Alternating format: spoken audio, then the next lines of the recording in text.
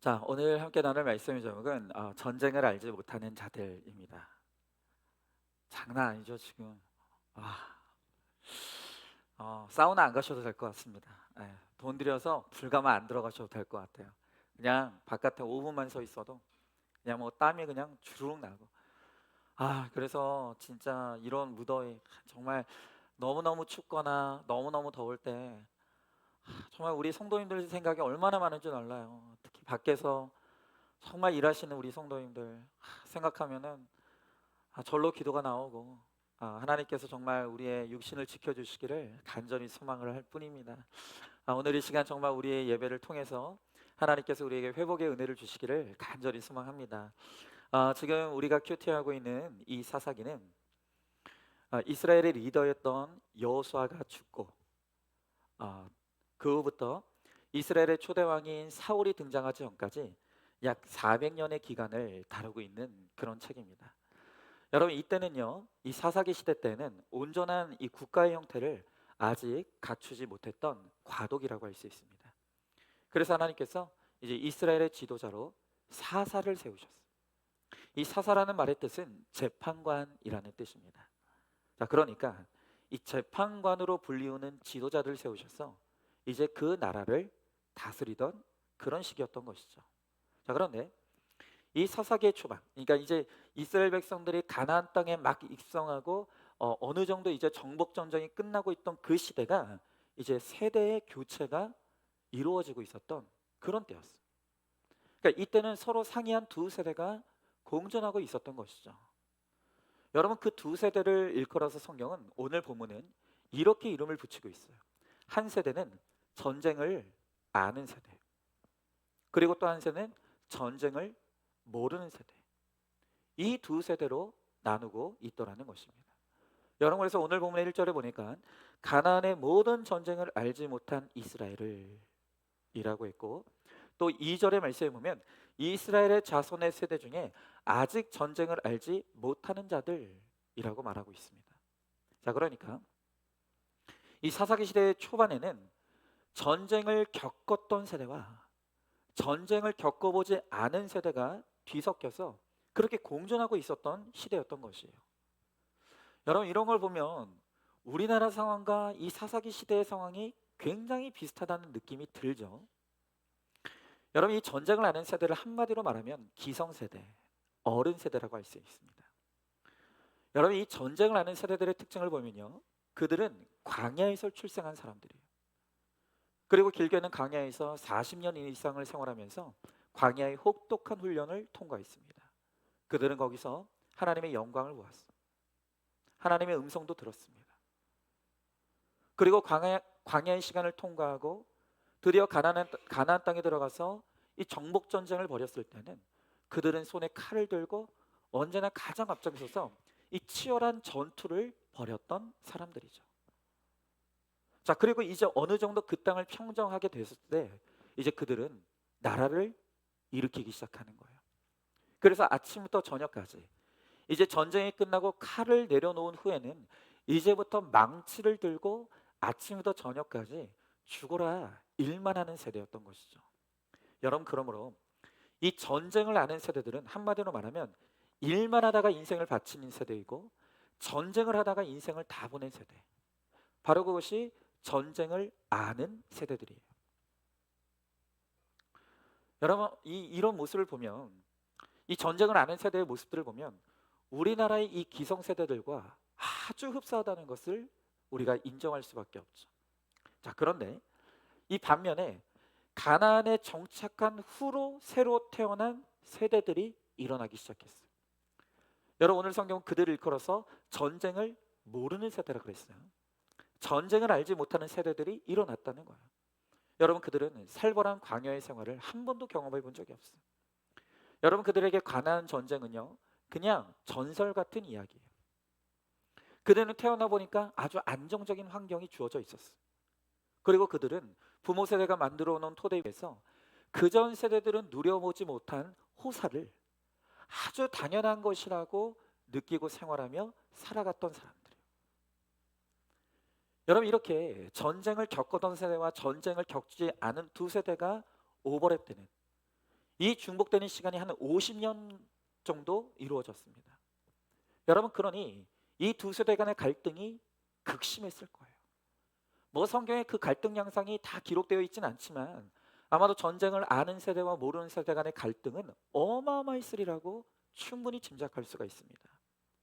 여러분, 그래서 기성세대들이 보기에는 이 전쟁을 알지 못하는 신세대들이 너무 한심한 거예요. 왜 이렇게 나약할까? 우리는 그렇게 광야 시대도 겪어봤고 전쟁도 치르면서 이렇게 혹독한 시절을 보냈는데 왜 쟤들은 저렇게 나약해 빠졌을까? 그냥 곱게만 자라다 보니까 고생을 몰라. 한심하다고 생각하는 거예요.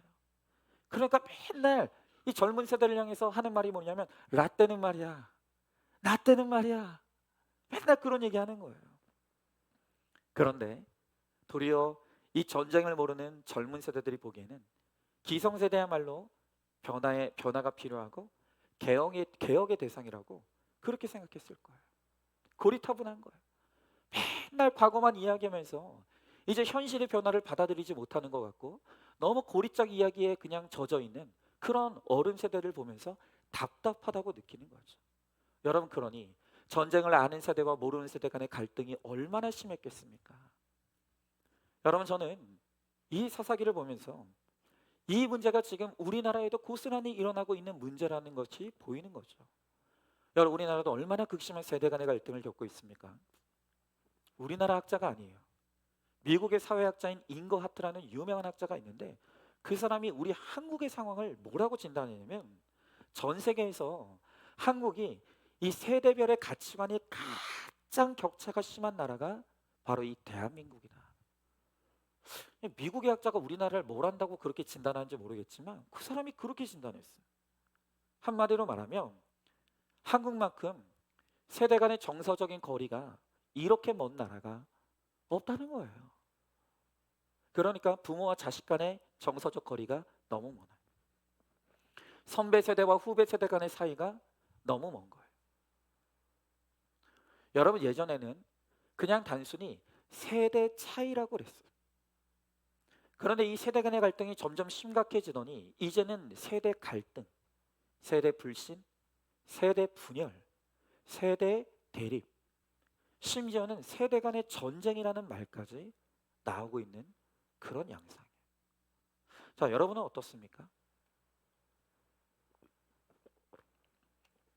여러분들은 자녀들하고 말이 잘 통하십니까? 여러분들은 자녀들과 소통이 잘 되십니까? 아니면 도무지 우리 어른들은 자녀들을 이해할 수 없고 또 우리 자녀들은 어른들이 이해되지 않아서 지금 가정 안에서도 극심한 대립과 그런 갈등이 벌어지고 있지는 않느냐는 거예요. 자, 그렇다면 지금 이 나라, 이 세대 간의 갈등은 왜 일어나는 것입니까? 이 문제는 누구의 책임이죠? 그리고 어떻게 해야 이 세대 간의 갈등의 문제를 우리가 해결할 수 있겠습니까? 우리가 오늘 이 문제에 대해서 사사기를 통해서 지금 지혜를 얻기를 원하는 거예요. 오늘 이 세대 간의 분열과 갈등, 극심한 반목, 오늘 이 문제에 대해서 성경은 뭐라고 말하고 있는지 우리가 그것을 한번 좀 들어보자고요. 오늘 두 가지만 함께 나누기를 원하는데요. 첫 번째로는 사사기 시대는 전쟁을 아는 세대가 전쟁을 모르는 다음 세대에게 모범이 되지 못했고 감동을 주지 못했기 때문에 갈등이 일어났다는 것입니다.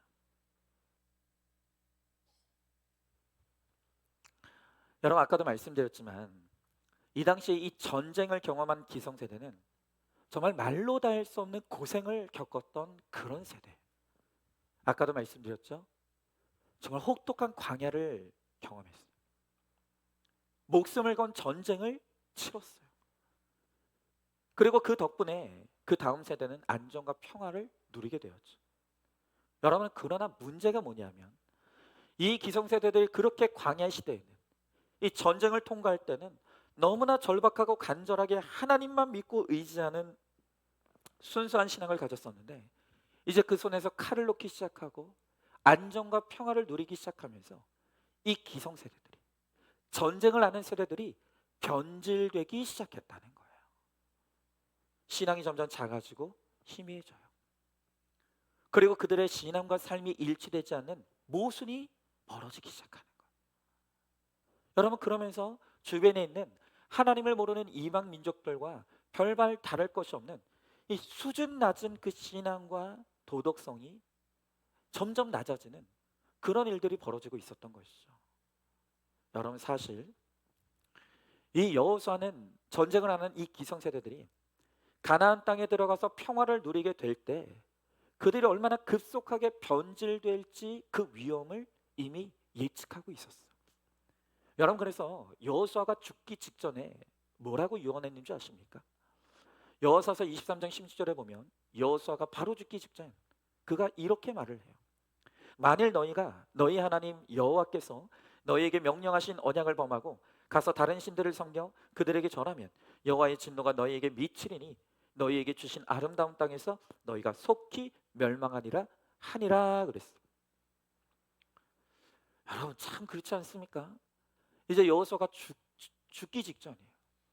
이제 마지막 숨을 고르며 유언을 하고 있어요. 여러분, 그러면 우리 생각할 때는 이제 남겨지는 후손들에게 희망적이고 긍정적인 메시지를 전해야 되지 않겠습니까? 그런데 여호수아가 이제 그의 생에 그 후손들에게 남기는 마지막 메시지가 뭐냐면 너희가 속히 멸망할 것이다, 이 얘기를 하는 거예요. 왜죠? 왜 여호수아는 하고 많은 많은 메시지가 있는데 죽기 전에 남길 수 있는 더 좋은 말도 있을 수 있을 텐데 왜 여호수아는 마지막 그 유언에 속히 너희가 멸망하리라라고 경고합니까? 왜냐하면 여호수아는 이미 보고 있었던 거예요. 이미 전쟁을 경험한 이 기성세대들에게 망조가 보였던 거예요. 그들에게서 변질이 보였던 거예요. 그들에게서 타락이 보였던 거예요. 여러분, 그래서 여호수아가 이런 기가 막힌 말까지 해요. 여호수아서 24장 23절 말씀해 보니까 여호수아가 이렇게 말합니다. 이제 너희 중에 있는 이방 신들을 치워버리고 너희의 마음을 이스라엘 하나님 여호와께로 향하라. 여러분, 지금 여호수아가 깜짝 놀랄 이야기를 해요. 얼마 전까지 광야를 통과했고 얼마 전까지 하나님의 은혜로 이 정복 전쟁을 잘 치렀어요. 그런데 지금 이 기성세대를 향해서 뭐라고 하는지 아십니까? 너희들 가운데 있는 이방신을 치워버리래요. 벌써 그들이 먹고 살만해지고 등 따시고 배부르니까 그들이 그들의 집에 이방의 신상들을 들여오기 시작한 거예요. 이방의 물질의 우상, 이방의 쾌락의 우상, 이방의 이 외모의 우상, 이런 것들을 막 들여오기 시작하는 거예요. 이미 여호수아가 죽기 전부터 기성세대의 타락이 시작되고 있었던 거예요. 여러분, 순수성이 변질되고 세상과 타협하는 이중태도를 보이는 선배를 모범으로 생각할 후배는 아무도 없죠. 여러분, 그런 이중적인 신앙을 가지고 있는 부모를 존경스러운 눈으로 따를 수 있는 자녀들은 없는 거예요. 여러분, 모범이 되지 않으면 감동이 따라오지 않아요. 감동이 따라오지 않으면 절대로 우리의 다음 세대들은 우리를 따라오지 않는 거예요. 여러분, 왜 사사기 시대에 이렇게 극심한 세대 간의 갈등이 벌어졌는가? 그것은 전적으로 기성세대의 영적 타락과 변질로 인해서 일어난 일이었다는 거예요. 여러분, 그러니까 우리가 젊은이들을 뭐라고 할 게 아니에요. 우리 기성세대들이 우리 젊은 세대에게, 다음 세대들에게 신앙의 모범이 되지 못했어요. 그들에게 영적인 감동을 주지 못했어요. 그 결과로 전쟁을 알지 못하는 그 다음 세대들은 하나님을 멀리 떠나는 그런 일들이 벌어지게 되었다는 것입니다. 자, 여러분 우리가 지금 이 사사기 시대의 이 이야기를 듣고 있으면 정말 기시감이 들지 않습니까? 이게 지금 우리의 이야기라고요. 여러분, 우리나라도 일제 36년을 겪었어요. 6.25 전쟁을 3년 1개월 동안 겪었어요. 이 땅이 폐허가 되어서 남은 것이 아무것도 없는 완전히 망한 나라였다고요. 여러분, 그 폐허 속에서 우리 기성세대들이 정말 잘 살아보세를 외치면서 열심히 일만 했습니다. 여가요? 휴가요? 뭐 이상, 꿈? 그런 거 없었습니다. 여러분 제가 우리 임 전사님 이야기만 들어봐도 우리 임 전사님 세대만 해도 임 전사님이 이제 전쟁을 그래도 겪지 않은 세대임에도 불구하고 이명석 전사님 세대만 해도 전 전사님도 중학교 때 저 구로 맞나요? 그 공장에 돈 벌러 갔다는 거예요. 정말 우리 기성세대들은 뼈 빠지게 일하고 피땀 흘려서 일해서 이 나라를 이렇게 세웠어요. 여러분 특별히 그 당시 극심한 가난과 전쟁을 통과했던 세대의 신앙은 정말 말로 다 할 수 없이 뜨거웠어요. 그때 무슨 예배당이 있습니까? 그게 무슨 세련된 설교가 있었겠습니까? 그냥 텐트 치는 거예요.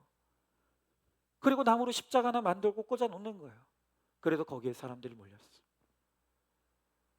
하나님이 살려주시길 바라면서 목숨 걸고 예배했습니다. 은혜 아니면 하루를 버텨내고 살 수 없어서 통곡하면 눈물로 기도했던 세대였다고요. 그런 세대였어요. 교회들마다 기도원마다 정말로 눈물로 비로짓는 성도들의 기도의 소리가 정말 멈추지 않는 나라가 이 나라였어요. 그런데 그 세대들이 나라가 점점 발전하고 먹고 살만해지고 시간의 여유가 생기니까 신앙의 변질이 일어났어요. 변질이 일어나는 거예요. 여러분 우리가 이것을 인정해야 됩니다. 여러분 적어도 이제 이 나라는 먹을 것이 없어서 굶어 죽는 사람은 없어요. 살 집이 없어서 얼어 죽는 사람 거의 찾기 힘듭니다. 그런데 이렇게 육신적으로 편안해지고 육이 점점 살기 시작하니까 영이 무너지는 거예요. 예배의 기쁨이 사라져요. 예배의 열기가 식어져 가는 거예요. 여러분 그렇게 교회고 기도원이고 정말 통곡하며 기도하는 그 기도의 사람들로 넘쳐났었는데 이제 사람들이요 기도하지 않아요. 기도하지 않는다고요. 여러분 제가 들었는데 우리 교회 성도님 한 분이 지금 교통사고가 나서 병원에 입원해 계세요. 근데 병원에 입원해 계시니까 이제 기도가 하고 싶으셨대요. 그래서 새벽에 일어나 가지고 그 이제 건물에 있는 병원인데 그 건물에 교회가 있나 봐요.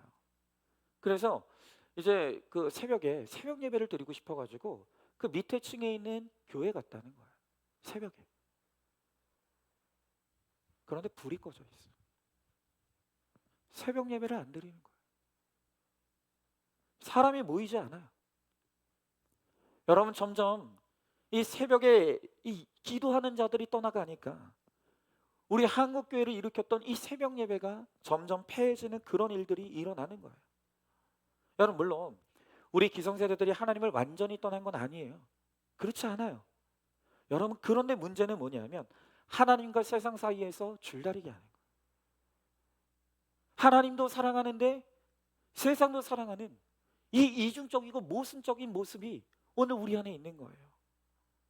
여러분 심지어 이제는 세상 사람들이 우리를 향해서 교회 다니는 사람들이 더하더라. 교회 다니는 사람들이 더 형편없더라. 이런 얘기까지 듣는 형편이 된 거예요. 여러분 그러니 전쟁을 모르는 우리 젊은 세대들이 전쟁을 알는 우리 기성세대의 모습을 볼 때 우리 젊은 세대들은 지금 우리 부모님의 신앙의 모습을 보면서 뭐라고 생각하냐면 이중인격자라고 생각하는 거예요. 모순적이라고 생각하는 거예요. 여러분 오늘 저를 포함한 우리 기성세대가 바로 지금 이런 평가를 듣고 있고 이런 상황에 놓여 있다고 저는 생각합니다. 여러분 그래서 저는 정말 제 마음에 우리 기성세대들이 다음 세대에게 신앙의 본이 되지 못했다. 우리의 신앙생활이 우리 다음 세대에게 감동을 주지 못했다는 그 마음의 부채의식이 있는 거예요. 여러분 그 결과는 너무나 선명하게 지금 드러나고 있어요. 우리의 다음 세대가 교회를 떠나가고 있죠. 여러분 제가 최근에 본 통계가 한국 리서치에서 조사한 2022년도에 이 종교에 관한 통계 조사예요. 그런데 그 조사를 보니까 이 종교 분포를 보니까 우리나라 전체 인구로 봤을 때 우리나라 인구 가운데 어떤 종교를 믿는가? 개신교가 20%를 믿고 있고 불교가 17%고 천주교가 11%로 그렇게 나타났어요. 그나마 다행인 것은 아직까지 우리나라의 개신교를 믿는 사람들이 아직 많아요. 근데 여러분, 여기에 함정이 있어요. 이 세 종교를 다 합쳐도 50%가 안 돼요. 그럼 나머지는 뭘까요? 그 조사를 보니까 자신을 무종교, 나는 신을 믿지 않는다고, 종교가 없다고 대답한 사람이 무려 51%였다는 거예요. 우리나라에. 그러니까 세 종교를 합친 것보다도 나는 종교가 없다고 대답한 사람들이 더 많아요. 그러니까 여러분, 어떤 분들은 그런 말 하더라고요. 요즘 교회들이 너무 많다고. 그렇지 않아요, 여러분. 아무리 교회가 많아봤자 지금 우리나라에도 종교가 없는 사람들이 51%예요. 그런 걸 생각하면 교회가 더 많아져야 돼도 모자랄 판이에요. 그런데 문제는 뭐냐면, 자신을 종교가 없는 무종교라고 대답한 사람들의 연령대를 보니까 그중에 20대, 30대가 가장 높게 나겠다. 나는 종교에 관심이 없다고, 나는 종교를 믿지 않는다고 대답한 이 젊은이들이 거의 대다수라는 거예요. 그럼 왜 도대체 우리 젊은이들이 교회에 관심을 두지 않는가? 왜 우리 젊은이들은 교회를 떠나고 있는가? 그건 명확하다고요. 여러분, 전쟁을 통과했던 우리 기성세대가 전쟁을 모르는 우리 다음 세대에게 아무 감동을 주지 못했다는 거예요. 신앙의 모범이 되지 못했다는 거예요. 그러니까 우리 젊은이들이 우리 기성세대를 보았을 때 도대체 저분들은 하나님을 믿는 이유가 뭘까? 하나님을 믿는데 왜 저렇게 사는 걸까? 우리 집은 하나님을 믿는 집안인데 왜 우리 가정은 왜 밤낮 이런 것일까? 하나님 믿는 것에 대한 아무 유익을 느낄 수가 없는 거예요. 심지어는 이제 우리 다음 세대들은 기성세대를 변화의 대상으로 봐요. 개혁의 대상으로 보고 있다는 거예요. 우리의 자녀들이 우리 부모님들을 지금 그렇게 바라보고 있다는 거예요. 그러면 또 이제 여러분들은 집에 가가지고 이제 애들 잡을 수도 있어요. 너 나를 그렇게 생각하니? 그럼 애들이 그렇게 말하진 않겠죠. 다 속으로 그렇게 생각하고 있다는 거예요. 여러분, 이번 주에요, 우리 교회 성도님이 저에게 직접 들려주신 이야기예요. 이 성도님이 고백하기를 이 자신도 정말 결혼하고 이 부부 싸움을 진짜 치열하게 했대요. 결혼한 직후부터 정말 부부 싸움을 치열하게 했답니다. 심지어 자신은 잊고서요. 너무 많이 싸웠으니까 무슨 싸움을 어떻게 싸웠는지도 잊고 있었는데 아이들이 잊지 않고 고발했던 하나의 내용이 있었대요. 그게 뭐냐면 주일날 아침에 온 가족이 이제 차를 타고 이제 그렇게 교회를 가고 있었대요. 그런데 교회를 가던 그 차 안에서 부부싸움이 벌어진 거예요. 그리고 화가 난다고 해서 그 성도님이 차를 확 틀어가지고 집으로 가! 주일 예배 안 드리고 그냥 집으로 갔다는 거예요. 여러분, 그 차 안에서 교회 예배 드린다고 교회 가는 그 차 안에서 그 죽도록 싸우며 난폭운전을 하고 서로 비난하고 심지어는 행들을 돌려서 다시 집으로 가는 그 엄마의 아빠의 모습을 본 자녀들은 어떤 생각을 했을까요? 어떤 생각을 했을까요? 아마 그 자녀들은 그렇게 생각했을 거예요. 도대체 우리 엄마 아빠는 왜 교회 다니는 거지? 저렇게 밤낮 싸울 거면 교회는 왜 가지? 예수님을 믿는다는데 도대체 예수님이 살아계시면 우리 엄마 아빠는 왜 안 변하는 거지? 우리 자녀들의 마음속에 이런 마음이 있다는 거예요.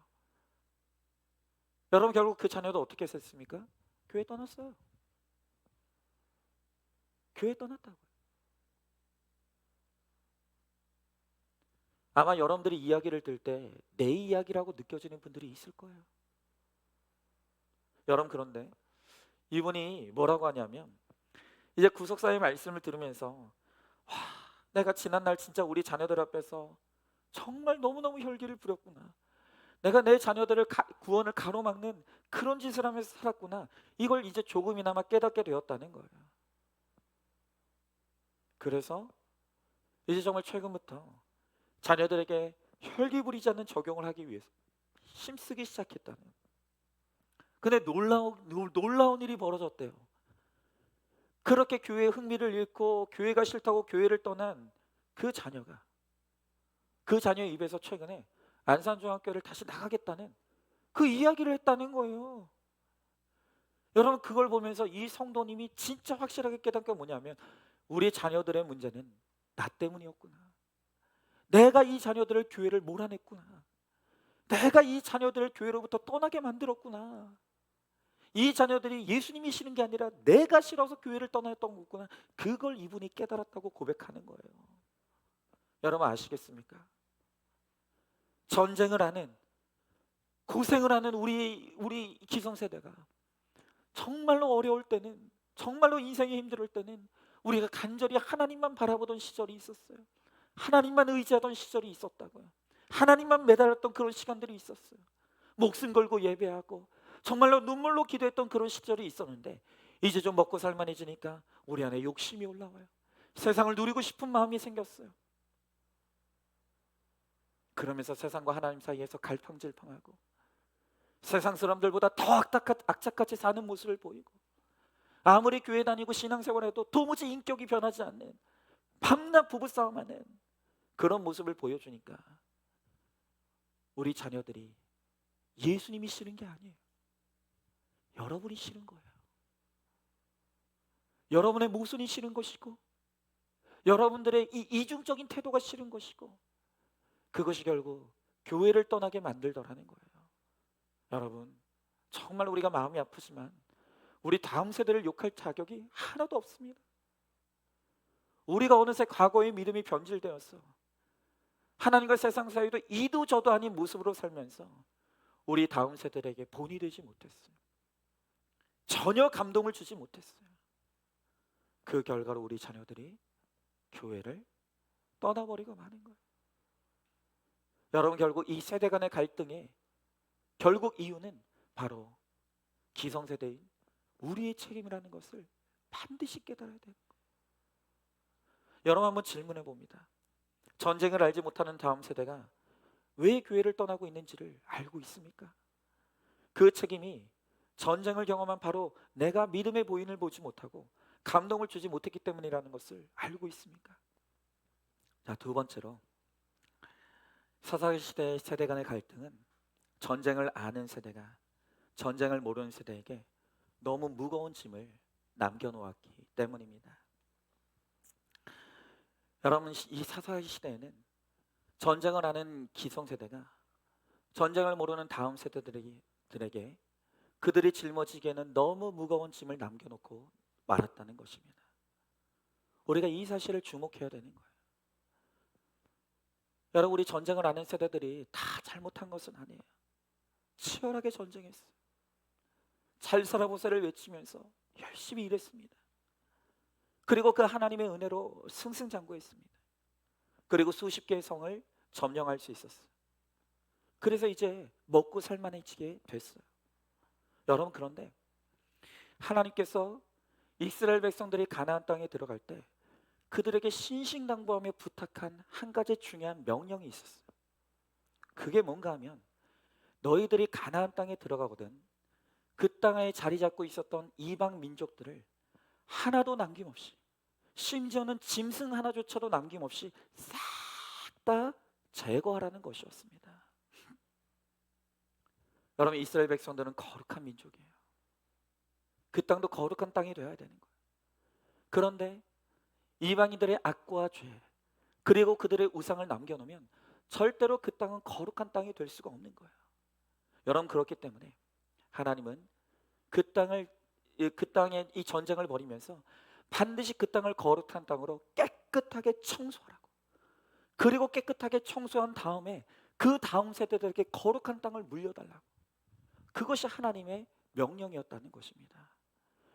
여러분, 그러므로 이 전쟁을 아는 기성세대들은 어떤 희생이 따르더라도 반드시 끝까지 싸워서 그 땅의 이방 민족들을 깨끗이 제거하고 그 땅의 우상들을 깨끗이 청소하고 그 다음 세대들에게, 우리 자녀들에게 거룩한 땅을 물려주는 사명을 감당해야 했다는 거예요.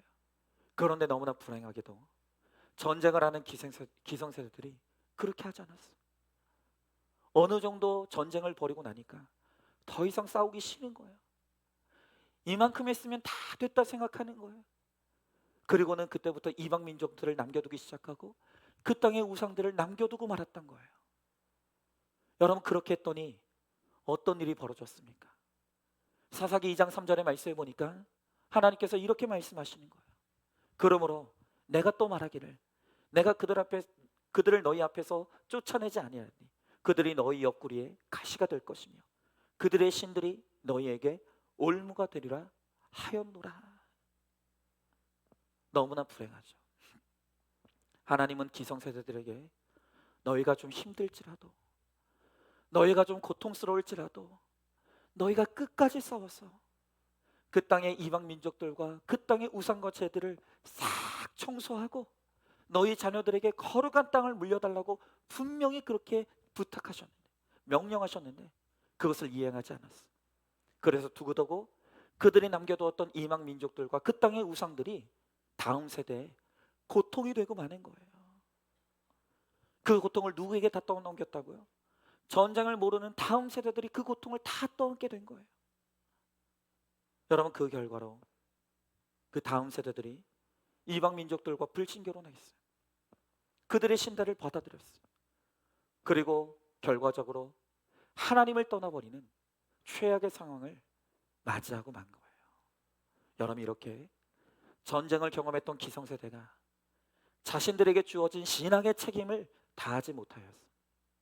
이방 민족을 남겨두었을 때 그 모든 고통은 그 다음 세대들이 치르게 되는, 오늘 이러한 너무나 슬픈 일들이 벌어지게 되는 것이죠. 자, 여러분, 결국 이 모든 비극의 1차적인 책임이 누구에게 있다는 것입니까? 바로 전쟁을 하는 기성세대에게 있는 거예요. 전쟁을 하는 기성세대에게 있는 거예요. 우리가 지금 우리 자녀들에게 책망할 자격이 있습니까? 우리 자녀들에게 너희들은 이렇게 살라고 말할 수 있는 정말 자격이 있냐는 거예요. 여러분, 현재 우리의 삶에 우리의 신앙생활의 열매는 내가 거두는 게 아니에요. 우리 다음 세대가 거두는 거예요. 여러분, 그렇기 때문에 우리가 정말 신앙생활 똑바로 해야 합니다. 진짜 지금 정신 차려야 될 때예요. 내가 이렇게 신앙생활하면 그 열매는 다 우리 자녀들이 거두는 거예요. 여러분, 내가 오늘도 너무나 힘들지만 오늘도 말씀 펴며 큐티하고 내 죄를 회개할 때 그 열매를 우리 자녀들이 거둬요. 내가 비록 피곤하고 힘들지만 기어서라도 기도의 자리에 나와서 눈물 뿌려가며 우리 자녀들을 기도할 때 그 기도의 열매를 우리 자녀들이 거둔다고요. 그런데 우리가 그걸 몰라요. 우리의 자녀들을 위해서 지금 우리가 선한 씨앗을 뿌려야 되는데, 땀 흘려가며 우리가 밭을 일구어야 되는데 지금 당장 내가 힘들다고 큐티하지 않아. 회개하지 않는 거예요. 돈이 좋다고 다 기도의 자리 떠나는 거예요. 그러면 어떤 일이 벌어진다고요? 나는 괜찮아요. 나는 괜찮아요. 나는 살만해요. 그런데 내 다음 세대가 내가 책임을 다하지 못했던 나의 삶의 결과를 우리 자녀들이 거두게 된다는 거예요. 여러분, 진짜 이렇게 신앙생활 할 겁니까? 이런데도 정말 여러분 큐티 안 하실 거예요? 이런데도 정말 여러분 기도 안 하실 겁니까? 말로만 내 자녀들 사랑한다고 하면 그게 사랑인 것입니까? 여러분도 아시다시피 저도 두 자녀를 둔 아버지예요. 저는 제 자녀들에게 상당히 무거운 마음의 짐이 있어요. 왜냐하면 제 자녀들은 태어나 보니까 아버지가 목회자예요. 여러분, 그러다 보니까 제 자녀들에게는 교회를 선택할 수 있는 권리가 제한돼 있어요. 그냥 저의 자녀들은 아버지가 목사님이기 때문에 우리 아버지가 목회하는 교회 그냥 다녀야 되는 거예요. 여러분, 그러다 보니까 정말 저는요, 많은 목회의 동기가 있지만 제 자녀들을 위해서, 저 때문에 교회를 선택할 수 있는 권리를 박탈당한 제 자녀들을 위해서라도 정말 우리 교회가 좋은 교회 되기를 원하는 간절한 소망이 있어요. 여러분, 정말 저는 우리 교회가 다음 세대가 좋은 교회가 되기를 간절히 원해요. 근데 그게 지금 뜻대로 되지 않는 것이 저에게 얼마나 고통스러운지 몰라요. 여러분, 그래도 우리 안성중학교회가 그래도 우리 작년부는 이 구속사의 복음이 잘 뿌려 내려지고 있습니다. 너무나 감사하게도 더 이상 우리 교회 안에 구속사 복음이 싫다고 하시는 분들은 거의 없는 것 같아요. 그런데 제 고민은, 이 목회의 고민은 뭐냐면, 도대체 이게 왜 다음 세대의 뿌리가 안 내려지는 걸까? 왜 이게 다음 세대까지 이 계승이 안 되는 걸까? 이게 저의 너무나 큰 목회의 고민이고 저희 기도의 제목이에요. 근데 여러분, 제가 지난주에 이제 제가 수요 예배를 이제 인도로 하지 않았지 않습니까? 그러니까 저는 수요 예배 인도하지 않는 날이 너무 좋아요. 너무 좋아요. 근데 그때가 제가 유일하게 마음 편하게 책을 읽을 수 있는데요. 마음 편하게 책을 읽어요. 그리고 좀 못 만났던 분들도 좀 만날 수 있는 그런 게인데, 제가 지난주에 이제 예배가 없다 보니까 오랜만에 이제 저희 군포에, 그 군포 이웃교회 그 큐티 목회하고 계시는 목사님 만나서 같이 교제하는 시간을 가졌어요. 그런데 제가 그분을 만나고 나서 너무너무 회개가 되고 너무너무 큰 도전을 받은 거예요. 여러분, 아시는 분은 아시겠지만 그 교회 방문하죠. 우리 목자들은 다 한번 방문하지 않았습니까? 그 교회는 그 목사님이 센개척한 교회예요. 그래서 장년부 성도만 놓고 봤을 땐 우리 교회 반의 반도 안 되는 교회. 진짜 힘들어요. 근데 놀라운 게 뭔지 아십니까? 그렇게 장년부만 놓고 봤을 때 우리 교회 반의 반도 안 되는 그런 교회인데, 주일학교는요 우리 교회보다 몇 배가 많아요. 주일학교가 부흥됐어요. 여러분, 그래서 제가 그 목사님한테 물었어요. 아니, 목사님 교회는 왜 그렇게 아이들이 모여요? 여러분, 그랬더니 저는 뭔가 대단한 그 비결이 있는 줄 알았어요. 근데 그분이 하시는 말씀이 뭐냐면, 목사님, 아이들이 모이는 건 간단해요. 돈 쓰면 됩니다. 그래요. 그러면서 이분이 저의 가슴에 탁 박히는 말을 한 게 뭐냐면, 주일학교는요 먹는 것도 예배입니다 그러더라고요. 왜요, 집사님? 동의가 돼요? 그쵸? 그게 제 가슴에 팍 박혔어요. 먹는 것도 예배라. 그러면서 이 목사님이 덧붙이기를, 그 교회는 장년부 성도가 없어서 자립이 안 돼요. 여러분, 진짜 우리끼리 말인데, 여러분, 주일학교는 돈이 안 돼요. 아시죠? 돈이 안 돼요, 주일학교는. 아니, 정말 속된 말로 돈이 되는 목회를 하려면 장년부 목회를 해야 되는 게 맞는 거예요. 근데 이 교회는 참 이상하게 장년부 성도, 밑 빠진 독처럼 돈 안 되는 주일학교 애들만 모이는 거예요. 그런데 여러분, 이 목사님이요, 그 어렵고 빠듯한 재정인데 주일학교 아이들 먹이는데 한 주에 10만 원을 쓴다는 거예요. 한 주에. 하여튼 아이들이 평일이든 주말이든 뭐 주일이든 교회 오면 절대로 그냥 보내지 않는다. 반드시 간식을 먹이든 밥을 먹이든 뭘 사 먹인다는 거예요. 그러면서 목사님 저한테 그래요. 솔직히 우리도 그랬지 않느냐고. 여러분들 그때 교회 왜 가셨어요? 그 어렸을 때 교회 나가신 분들 교회 왜 나가셨어요? 말씀이 듣고 싶어가지고 막 그러셨어요? 그런 비정상적인 분들 없잖아요. 저도 그랬어요. 교회 가면 뭔가가 재밌었어요. 먹는 재미가 있든지, 보는 재미가 있든지, 노는 재미가 있든지, 분명히 교회 가면 재밌는 게 있어서 교회 갔어요. 여러분, 처음엔 신앙이 다 그렇게 시작하는 거예요. 그런데 그러려면 뭐가 필요해요? 돈이 필요하죠. 여러분, 교회가 돈이 필요 없는 데가 아니냐. 돈을 우상 삼지 말라는 것이 돈이 필요 없다고 말하는 게 아니에요. 여러분, 그래서 그 교회는 목사님은요 정말 밑 빠진 독에 물 붓고 있더라고요. 장년부 성도는 없는데 애들을 하도 먹이니까 애들이 와요. 시험 때 교회 오는데 안 간대요. 먹이니까. 그 재정을 그렇게 쓴다는 거예요. 여러분 심지어 그 교회는요. 악기를 배우고 싶다고 하는 주일학교 아이들이 있으면 교회에서 학원비를 다 지원한다. 너 악기 배우러 가라. 그래서 그렇게 악기를 배운 애들이 와가지고 치는 거예요. 아, 여러분 제가 그 얘기를 듣는데 너무 충격을 받고 너무 도전을 받은 거예요. 내가 뭐 했나 싶은 거예요. 여러분 저는 정말로 너무나 어리석게도 우리 교회 대출이 있다 보니까 늘 머릿속에는 이 빚을 갚아야 된다고 하는 이 재정적인 부담이 있죠. 물론 그게 나쁜 건 아니죠. 당연히 그래야죠. 하지만 너무 거기에 몰두하고 집중하다 보니까 써야 될 때는 써야 되는 것인데 그냥 저는 무조건 벌벌 떨면서 구두쇠처럼 아끼기만 하는 거예요. 하, 내가 정말 우리 다음 세대를 위해서 뭘 투자했는가? 내가 우리 다음 세대를 살리겠다고 하면서 말만 했지 도대체 뭘 했는가? 이게 너무 회개가 되는 거예요. 입으로만 다음 세대에 부흥을 달라고 했지 정작 그들을 위해서 내가 뭘 썼는가? 아무도 투자한 게 없다는 생각이 드니까 이게 너무너무 회개가 되는 거예요. 너무너무 회개가 되는 거예요.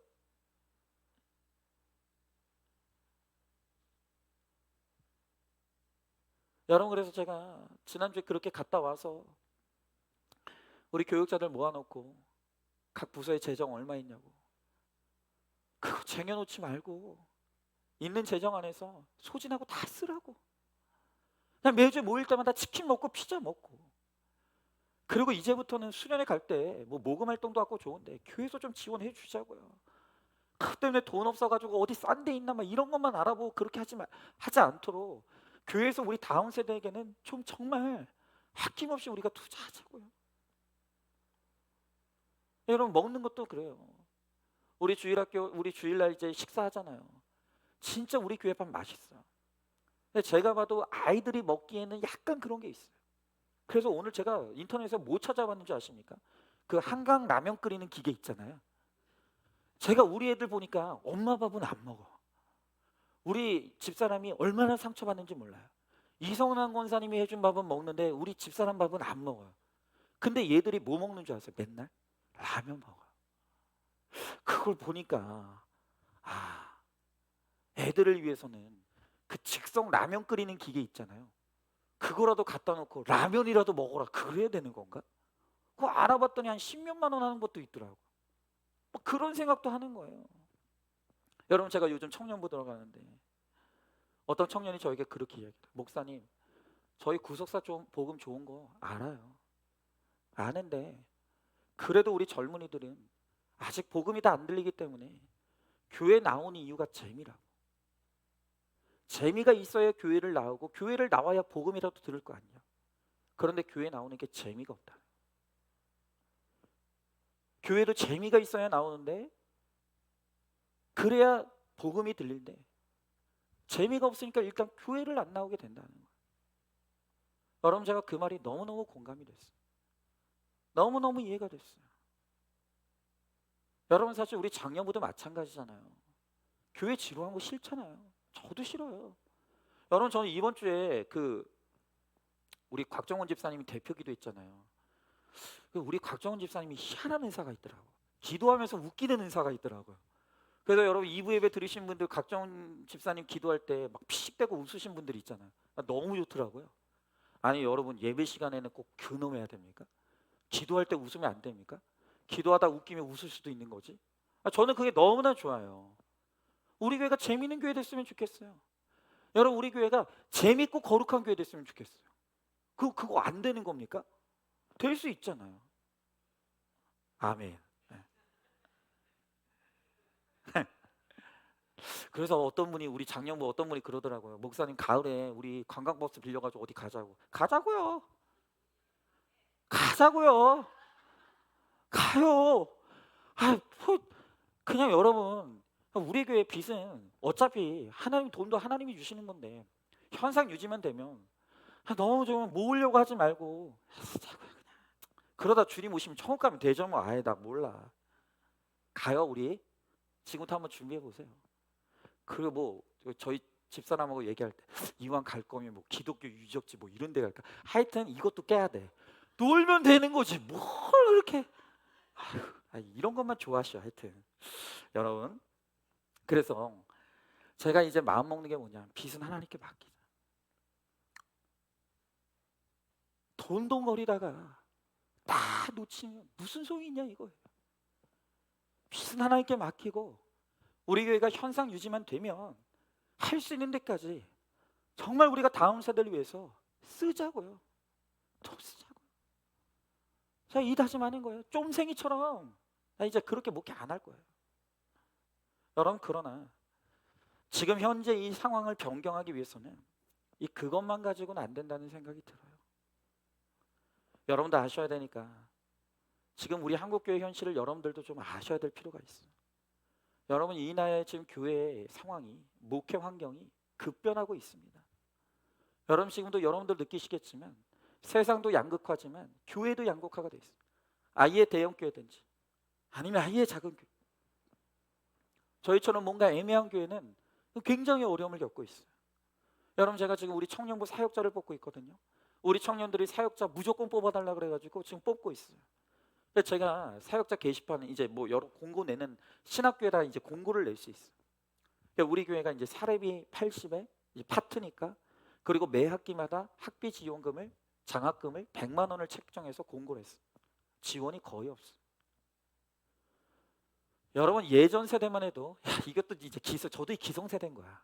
그러니까 예전 세대만 해도요, 사역자 게시판에다가 사역자 구한다는 공고 낼 때 감히 사례비 이런 거 언급하지 않았어요. 감히 사역자가 뭐 돈을 따져? 그런 거 없었어요. 그냥 교회가 부르면 가는 거예요.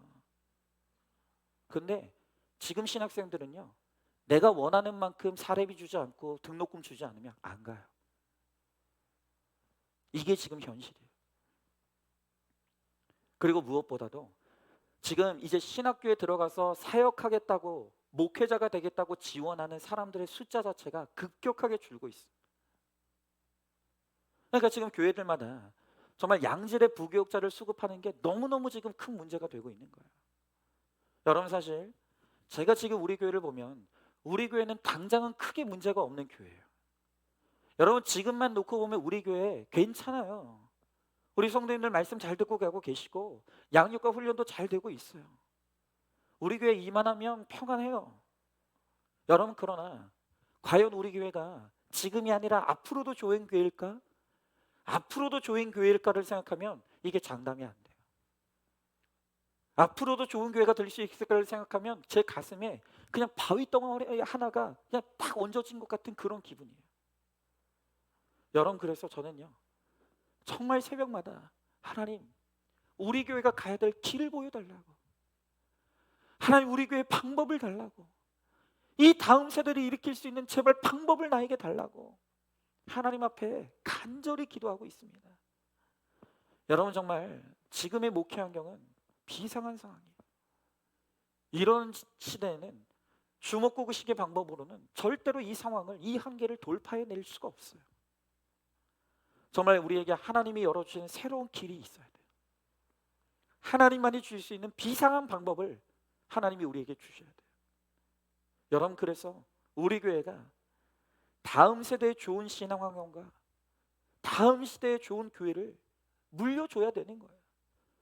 정말 우리가 반드시, 정말 우리는 누리지 못하더라도, 우리는 조금 누리지 못하더라도 반드시 우리 다음 세대가 좋은 교회, 우리 다음 세대가 신앙생활하기에 좋은 교회를 우리가 반드시 물려줘야 하는 것입니다.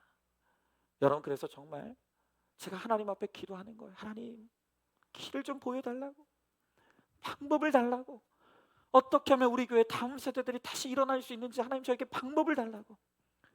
여러분, 그래서 정말 제 머릿속에서 이런저런 생각들이 막 끊이지 않고 일어나고 있어요. 여러분, 제가 사실 이번 주에 정기검진 받으러 가는 날이었거든요. 그 머리에 제가 종기가 있잖아요. 그래서 1년에 한 번씩 이제 이 검진을 받고 결과 들어가는데 이번 주 월요일 날 이 검진이 있었어. 이 결과를 들어갔어요.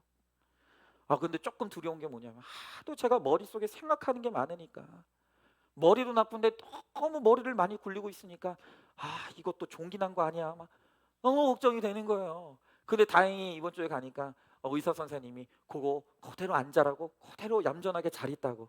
그러니까 1년 동안 잘 살라고. 다음 이제 내년 1년 또 이제 검사로 가는 거예요. 너무 생각이 많아요. 근데 이제 최근에 하나님께서 저에게, 저는 상상도 해본 적이 없는 어떤 길과 방법들을 조금씩 보여주고 계세요. 이게 더 명확해지고 구체화가 되면, 그리고 이게 정말로 하나님이 원하시는 뜻이 맞다라고 명확해지면, 아마 여러분들과 더 구체적으로 나눌 수 있는 기회가 올 것이라고 생각을 합니다. 여러분 정말 기도를 좀 많이 해주십시오. 여러분, 우리 다음 세대가 우리 교회 미래예요. 다음 세대가 나라의 희망이에요. 우리가 이제 너무나 잘 아는 것처럼 지금 지금 이 나라는 아이를 낳지 않는 세대예요. 그러니까 지금 우리 가운데 다 불안이 있는 거예요. 과연 이 나라가, 지금은 어떤 나라 어떤지 모르겠지만 과연 우리 다음 세대가 살기에 좋은 나라일까? 지금 우리 안에 이런 다 불안함과 의구심이 있는 거예요. 아이를 낳지 않는 거예요. 여러분, 그러니 정말 우리가 위기감이 있어야 되는 거예요. 정말 우리 다음 세대에 대한 애끓는 마음이 있어야 되는 거예요. 전쟁을 하는 기성세대가 이렇게 나태하면 안 되는 거예요. 이제 좀 살만해지니까, 이제 좀 등 따시고 배부르니까 이만하면 됐다 하면서 이제는 말씀 내려놓고 기도 내려놓고 그러고 있으면 안 된다고요. 이제는 정말 우리 다음 세대에 좋은 유산을 물려줄 수 있는 마지막 힘을 우리가 짜내면서 우리가 그들에게 지금이 좋은 교회가 아닌 앞으로가 더 좋은 교회, 우리 다음 세대가 즐겁게 신앙생활할 수 있는 그런 교회를 물려줄 수 있도록 우리가 정말로 애쓰고 힘써야 되는 것이에요. 여러분, 저는 분명히 말씀드려요. 우리 교회 다음 세대가 살아날 수만 있다고 한다면, 우리 교회가 지금이 좋은 교회가 아니라 다음이 더 좋은 교회가 될 수만 있다고 한다면, 저는 어떤 희생도 치를 수 있어요. 어떤 대가도 치를 것입니다. 여러분, 우리 성도님들 마음을 모아주십시오. 힘을 모아주십시오.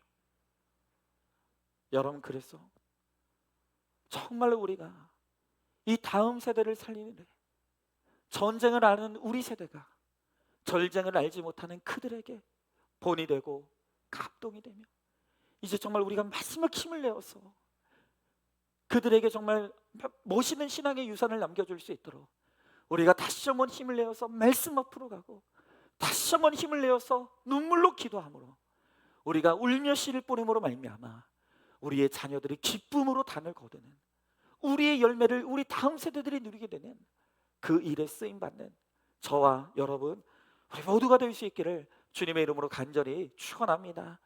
하나님 아버지, 감사합니다. 오늘 주신 말씀을 통해서 사사시대에 전쟁을 하는 세대와 전쟁을 알지 못하는 세대 간에 충돌이 일어났다고 합니다. 갈등이 일어났다고 합니다. 그리고 전쟁을 알지 못하는 세대들이 하나님을 떠났다고 합니다. 이처럼 전쟁을 알지 못하는 우리 젊은이들이 하나님을 떠난 것은, 전쟁을 아는 우리 기생세대들이 신앙이 변질되고 우리 믿음이 나태해지고, 그리하 해서 우리 자녀들에게 믿음의 본을 보이지 못했으며 또한 우리가 그들에게 감동을 주지 못했기 때문이라고 말씀하십니다. 하나님, 오늘 주님 말씀 앞에서 우리가 할 말이 없습니다. 입이 다물어집니다. 가슴이 메워집니다. 우리가 정말로 지난날 신앙생활하면서 하나님을 믿는다고 했지만 아무런 십자가의 지혜도 없었고 아무런 작전도 없었기에 오히려 우리의 신앙생활이 우리의 자녀들에게 반감이 됐고 우리 자녀들이 하나님을 떠나게 만들었습니다. 주님, 이런 우리를 용서하여 주시옵소서. 하나님, 우리 젊은이들은, 우리의 자녀들은 예수님이 싫은 게 아닙니다. 예수님이 싫다고 말하는 게 아닙니다. 우리 엄마가 믿는 그 예수, 우리 아빠가 믿는 그 예수가 싫다고 하는 것입니다. 아무리 우리가 예수 믿어도 삶이 변화되지 못했기에 우리의 신앙이 변질되어서 늘 돈돈거리며 한숨 쉬고 걱정 근심에 쌓여 있었기에 우리 자녀들이 그런 우리의 모습을 보면서 하나님께 실망하고 우리 부모의 믿음에 실망하여서 지금 교회를 떠나 있습니다. 주님, 이를 어쩌면 되겠습니까? 이를 어쩌면 좋습니까? 하나님, 이제라도 우리가 회개하길 원합니다. 이제라도 우리가 회개하길 원합니다.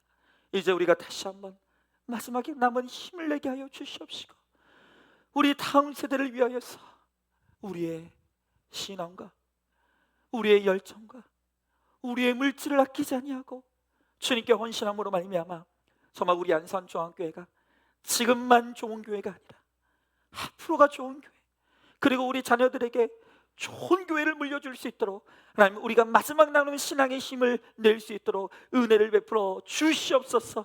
그리하여서 정말로 우리 교회 다시 한번 아기들의 울음소리가 나게 하여 주시옵시고 우리 다음 세대들이 일어나게 하여 주시옵시고 그들이 즐겁고 기쁘게 신앙생활을 할 수 있도록 하나님, 우리들에게 길을 열어 주시옵소서. 방법을 허락하여 주시옵소서. 그리해서 정말로 하나님, 우리가 지금 아직 기회가 남아있을 때 우리가 울며 말씀의 씨를 뿌리고 기도의 씨를 뿌렸어. 하나님, 그 열매를 우리의 자녀들이, 우리의 다음 세대들이 기쁨으로 얻고 누릴 수 있도록 하나님, 우리에게 씨 뿌릴 수 있는 사명을 감당하게 하여 주시옵소서. 반드시 그렇게 하여 주실 줄 믿사오며 사랑이 많으신 우리 예수님 이름 받들어 기도 드리옵나이다.